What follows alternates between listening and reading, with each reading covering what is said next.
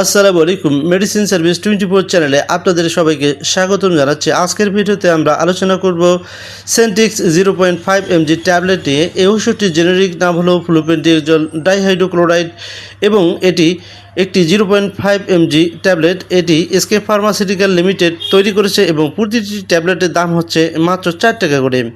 অনেকে জানতে চান সেন্টিক্স 0.5 কিসের ওষুধ, এটি কি বিষণ্ণতা বা উদ্বেগে ব্যবহার করা হয় কিনা, কিভাবে কাজ করে, এর পার্শ্ব প্রতিক্রিয়া কী এবং এই ওষুধ কি নিজে থেকেই খাওয়া যায় কিনা। চলুন সহজ ভাষায় বিষয়গুলো আজকে জেনে নিই। প্রথমে জেনে নেব সেন্টিক্স 0.5 mg ট্যাবলেট কি। সেন্টিক্স 0.5 এর মূল উপাদান হলো ফ্লুপেন্টিয়াজল ডাইহাইড্রোক্লোরাইড 0.5 mg।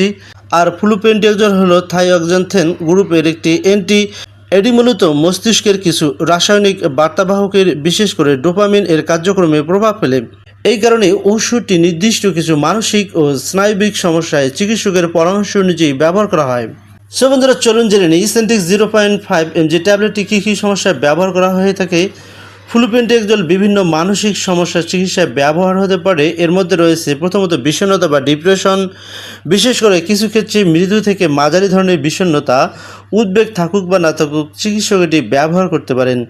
দ্বিতীয়ত সাইকোসিস বা কিছু ধরনের গুরুতর মানসিক সমস্যা, যেমন রোগীর বাস্তবতা সম্পর্কে ভুল ধারণা, অস্বাভাবিক চিন্তা বা কিছু ক্ষেত্রে হ্যালুসিনেশন এর মতো উপসর্গ থাকলে চিকিৎসক রোগীর অবস্থা অনুযায়ী অ্যান্টিসাইকোটিক মেডিসিন ব্যবহার করতে পারেন। তবে মনে রাখতে হবে সেন্টিক্স 0.5 সবার জন্য একই রোগের ওষুধ নয়। কোন রোগে কত ডোজ প্রয়োজন হবে সেটি রোগীর অবস্থা এবং চিকিৎসকের মূল্যায়নের উপর নির্ভর করে। সো বন্ধুরা, চলুন জেনে নিই সেন্টিক্স 0.5 mg কীভাবে কাজ করে। সহজভাবে বললে ফ্লুপেন্টিয়াজল মস্তিষ্কের ডোপামিন রিসিপ্টরের কার্যক্রমে বাধা দিয়ে কাজ করে। মস্তিষ্কের ডোপামিন একটি গুরুত্বপূর্ণ নিউরোট্রান্সমিটার। এর কার্যক্রমে ভারসাম্যহীনতা কিছুটা মানসিক সমস্যার সঙ্গে সম্পর্কিত হতে পারে। ফ্লুপেন্টিয়াজল ডোপামিনের নির্দিষ্ট কার্যক্রম কমিয়ে মানসিক উপসর্গ নিয়ন্ত্রণে সাহায্য করতে পারে। তবে এটি কোনো সাধারণ ভিটামিন, ঘুমের ওষুধ বা সাধারণ ব্যথার ওষুধ নয়। এবারে জানবো সেন্টিক্স 0.5 mg কীভাবে খেতে হয়। এই ওষুধের ডোজ রোগ অনুযায়ী ভিন্ন হতে পারে, তাই শুধুমাত্র ট্যাবলেটের গায়ে 0.5 mg লেখা আসছে দেখে নিজের ইচ্ছে মতো দিনে বেশি খাওয়া উচিত নয়। অবশ্যই ডাক্তারের প্রেসক্রিপশন অনুযায়ী খেতে হবে। তবে সাধারণত ডাক্তাররা এই ট্যাবলেটটি দৈনিক 2 বার অথবা 1 বেলা খাওয়ার পরামর্শ দিয়ে থাকেন। বিশেষ করে সকালবেলা অথবা দুপুরবেলা এই ট্যাবলেটটি খাওয়ার পরামর্শ দিয়ে থাকেন। সেন্টিক্স 0.5 এর পার্শ্ব প্রতিক্রিয়া কী কী ধরনের হতে পারে এবার সে সম্পর্কে জানবো। অন্যান্য ওষুধের মতো ফ্লুপেন্টিয়াজলেরও কিছু পার্শ্ব প্রতিক্রিয়া হতে পারে, যেমন ঘুম ঘুম ভাব বা তন্দ্রাচ্ছন্ন হওয়া অথবা মুখ শুকিয়ে যাওয়া, কোষ্ঠকাঠিন্য, মাথা ঘোরা, পেশি শক্ত হয়ে যাওয়া, অস্বাভাবিক নড়াচড়া করা, কিছু ক্ষেত্রে ওজন এর মাত্রা বৃদ্ধি পাওয়া। এ ধরনের সামান্য পার্শ্ব প্রতিক্রিয়া দেখা দিতে পারে।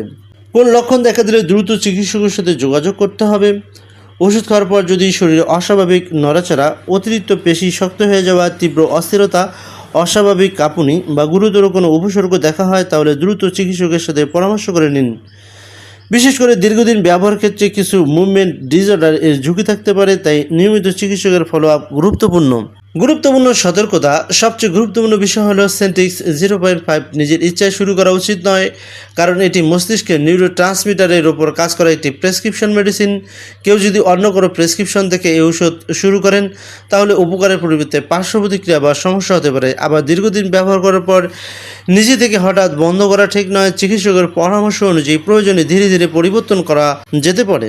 অনেকে জানতে চান সেন্টিক্স 0.5 কি ঘুমের ওষুধ কিনা। অনেকেই এ ধরনের ওষুধকে ঘুমের ওষুধ মনে করেন, কিন্তু সেন্টিক্স 0.5 মূলত ঘুমের ওষুধ নয়। এটি ফ্লুপেন্টিয়াজল নামের একটি অ্যান্টিসাইকোটিক মেডিসিন। রোগীর নির্দিষ্ট মানসিক সমস্যার চিকিৎসায় চিকিৎসক এটি ব্যবহার করতে পারেন। সো সম্মানিত ভিউয়ার্স, আজকের ভিডিও থেকে আমরা জানলাম সেন্টিক্স 0.5 এর জেনেরিক নাম ফ্লুপেন্টিয়াজল ডাইহাইড্রোক্লোরাইড। এটি নির্দিষ্ট কিছু ডিপ্রেশন, অ্যাংজাইটি সহ ডিপ্রেশন এবং সাইকোটিক ডিসঅর্ডারের চিকিৎসায় ব্যবহার করা হতে পারে। তবে কোন রোগে কত ডোজ লাগবে এবং কতদিন ব্যবহার করতে হবে এটি রোগীর অবস্থা অনুযায়ী চিকিৎসক নির্ধারণ করবেন। তাই শুধু ভিডিও দেখে বা অন্য কারো প্রেসক্রিপশন থেকে এই ওষুধ শুরু করবেন না।